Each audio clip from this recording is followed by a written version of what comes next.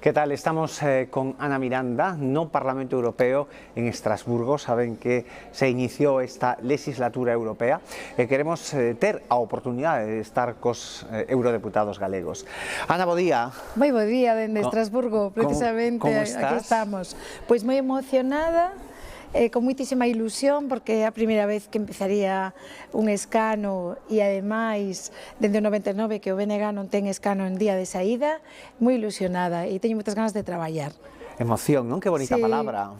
Emoción e ilusión, son palabras que ademais nos ensinaron de pequenos e que ás veces parece que se perden e hai que mantelas vivas, hai que ter sempre ilusión. Eu creo que son interesantes para iniciar calquera proxecto, non? Se faltan esas dúas cousas, mal asunto. Sempre, sempre, e teño moitas ganas de traballar e defender o país aquí, defender Galiza e de estar moi presente tamén alá, porque creo que vamos a ser referentes nesta Eurocámara. E ti crees que o país está ilusionado cos políticos, coa política e coa representación do BNG? Bueno, a xente dounos un apoio que subiu nestas eleccións comparado con outras eleccións europeas, subimos un 4,33%, pero ademais unhas eleccións que foron moi difíciles, foron unhas eleccións soas, que nun contexto moi españolizado e de bipartidismo, e nos batémonos ali con ilusión e con emoción, pero tamén con esa empatía que queremos transmitir sempre, e pelexamos moito para que ter esta representación, e a verdade é que eu creo que hai moitos sectores que sí están emocionados con nós e que, máis que nada, que se sinten representados, porque hai moitas causas abertas aquí que o país necesita que se defendan no Parlamento Europeo, temas de pesca, de agricultura, o tema de Altri, hai temas de proxectos medioambientais, hai toda esa batalla polos fondos europeos. Acabo de atopar precisamente a comisaria Elisa Ferreira e decíame se iba a estar na Comisión de Cohesión e decíalle que sí, porque hai que pelexar para que Galiza siga tendo eses fondos. Claro, terá vostede tantos proxectos, tantas ideas na cabeza, que non sei se tarda moito en ordealos. Eu ordeo moi ben, e moi rápido, ademais. Sí? Sí, e non só iso. Teño moi clara a función pola que veño aquí, que é defender Galiza, defender a nosa xente, defender o noso país, defender os nosos sectores productivos e ter unha voz que defenda o país aquí. Entón, teño moi claro para o que veño. Sabe unha cousa que... Sin dependencias, ni lobbies, ni dependencias de Madrid, ni dependencias de lobbies, que eso é moi importante. Eso a veces sona un pouco estrano, non? Pero hai moitos deputados que se deixan influir. Aquí estamos polo país. E as súas influencias, cales son? As nosas influencias é o pobo galego. Esas son as influencias. O pobo galego vir aquí a defendelo, vir aquí a defender as clases populares, as clases traballadoras galegas que tanto apoio precisan, vir a defender a mocidade que necesita vivenda, que necesita futuro. A ver, unha cuestión importante, Ana. O tema de sectores onde o noso país, Galicia, é moi potente, como o tema da pesca, o tema do leite, a necesidade dos fondos de cohesión, o reequilibrio territorial, a conexión ferroviaria con Portugal. É algo que repite todo o mundo, do que se fan ecos medios de comunicación, do que fala a xente da rúa, a xente que vai á froitería, que vai a unha mercería, a xente que me gusta a min falar moito con ela. E claro, xa é hora dunha solución, non? Ser unha potencia en pesca non pode converterse nun problema. Sen dúbida. Por iso, nós, como BNG e como eurodeputado do BNG, estaremos de novo nesa Comisión de Pesca do Parlamento Europeo para defender un problema tan básico como o que está pasando agora cos nosos mariscadoras, que están sen cobrar dende antes de febreiro e, por lo tanto, hai que pedir que ese Fondo Europeo Marítimo de Pesca e de Acuicultura poida ser empregado para que as nosas mariscadoras poidan cobrar. Pero tamén os labregos, nesta campaña visitei moitas explotacións, e xa moito antes sempre, non? E a necesidade que teñen dun reparto territorial da terra mellor que poida favorecer mellores axudas.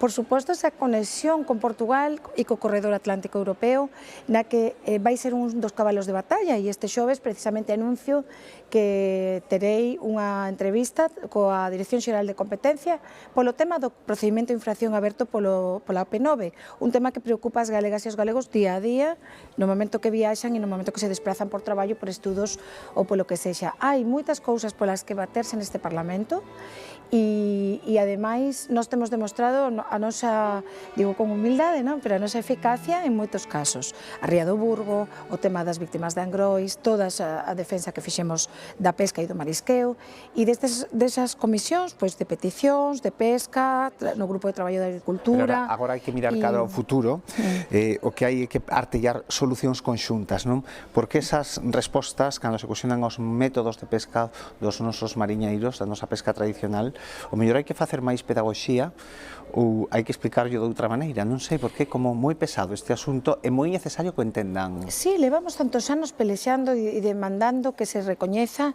e que se teña en conta que Galiza é altamente dependente da pesca e parece que Bruxelas nunca quere escoitar.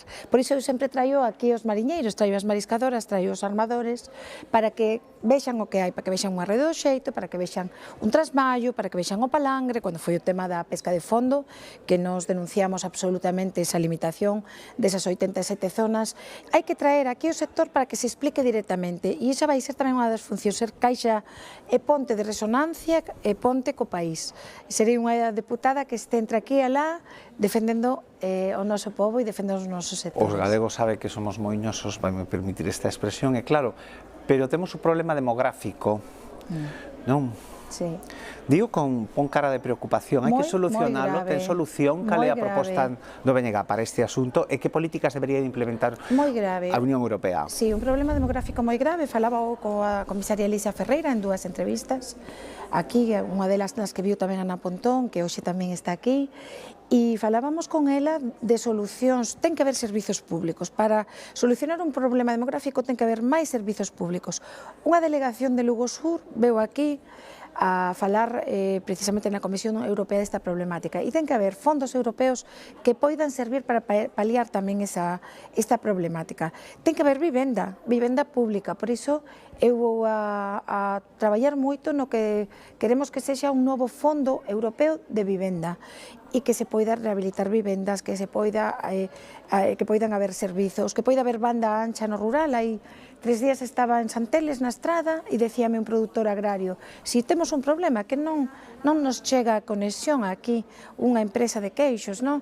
Unha persoa moza que se quera instalar, que queira ter un pediatra onde se están reducindo no noso país os pediatras.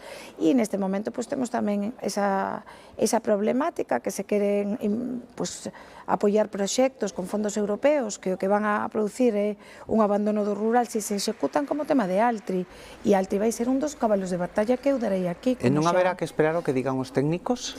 Bueno, polo momento eu preguntei á Comisión Europea se estaban xa solicitados os fondos, por agora non están. Está en proceso de alegacións, pero hai unha mobilización social moi importante e o que hai é que apoiar un rural vivo. Poñer un pouco carro antes cos bois, ou non? Digo por esperar... Bueno, a mobilización eu creo que leva moito fundamento, pero ademais hai unha alerta social con que se usen fondos europeos en vez de para combatir o problema da demografía e precisamente apoiar os sectores productivos, pois para atraer unha empresa altamente contaminante.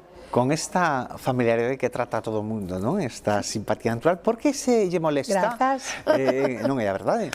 Por que lle molesta cando se lle recordan as alianzas políticas do BNG, por exemplo, nas europeas? Parece que non lle gusta.